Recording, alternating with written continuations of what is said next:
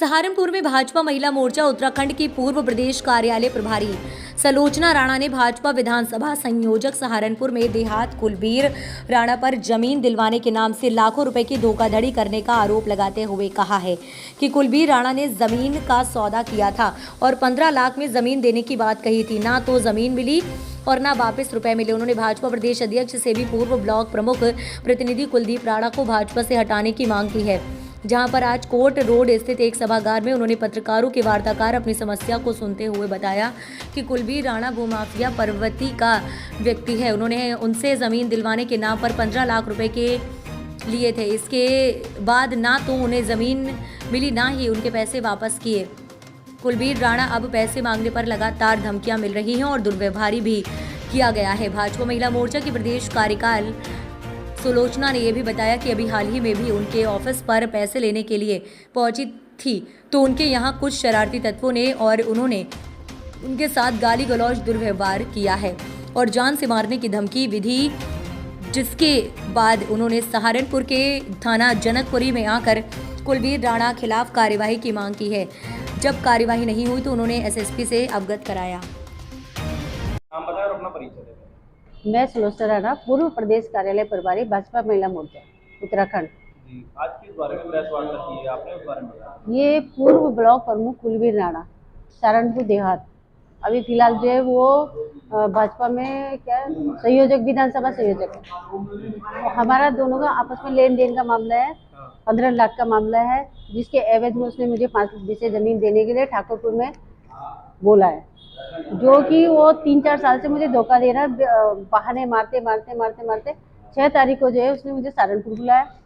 कौन सी 6 को? ये 6-8 को जी, इसी 6-8 को 2023 को ठीक शाम के टाइम में जो है वो दुष्यंत यादव का ऑफिस है राधा स्वामी कॉलोनी में, वहाँ मैं गई।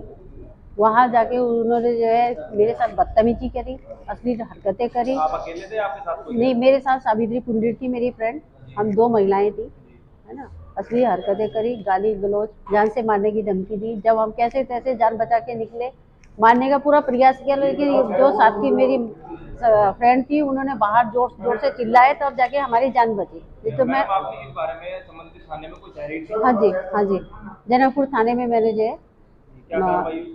वो जो है मेरी रिसीविंग तक नहीं ले रहे थे।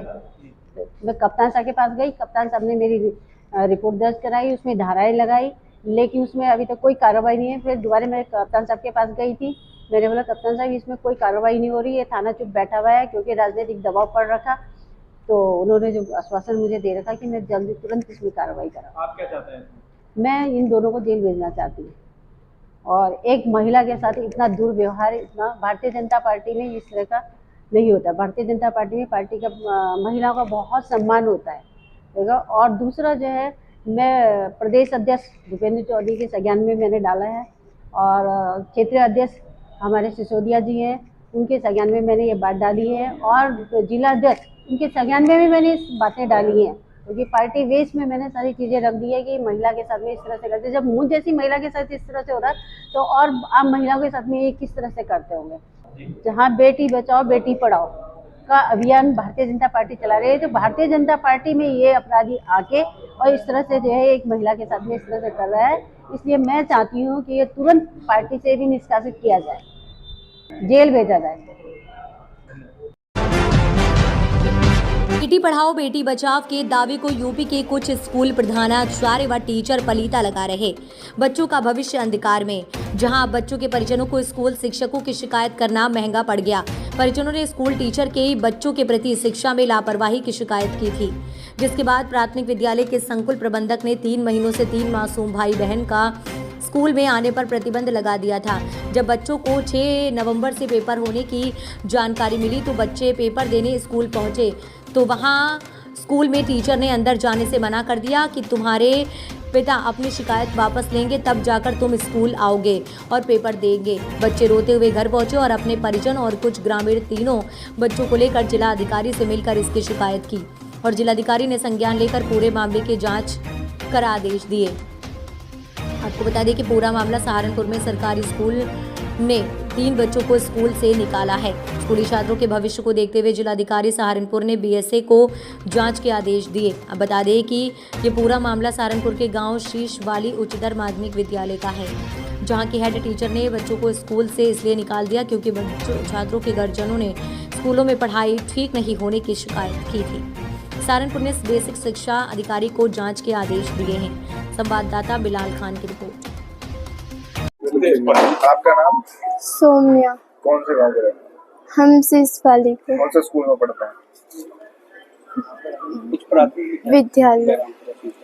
क्या मामला इस पर लेकर आप आज यहाँ डीएम साहब से क्या कर? हम स्कूल में गए 6 तारीख को और 3 महीने से हम घर बैठे थे और जब हम स्कूल में आए उन्होंने कहा जब तक तुम्हारे पापा अपनी गलती वापस नहीं लेते हम तुम्हें नहीं तो पढ़ाते और नहीं लिखाते। और फिर उन्होंने डरा धमका के हमें हमारी वीडियो बनाई और नुका स्कूल से बाहर निकल जाओ।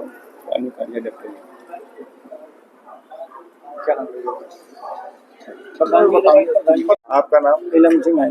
कहाँ के रहने वाले? शीश वाली। क्या मामला है इसको लेकर? बच्चों का मामला है जी स्कूल का।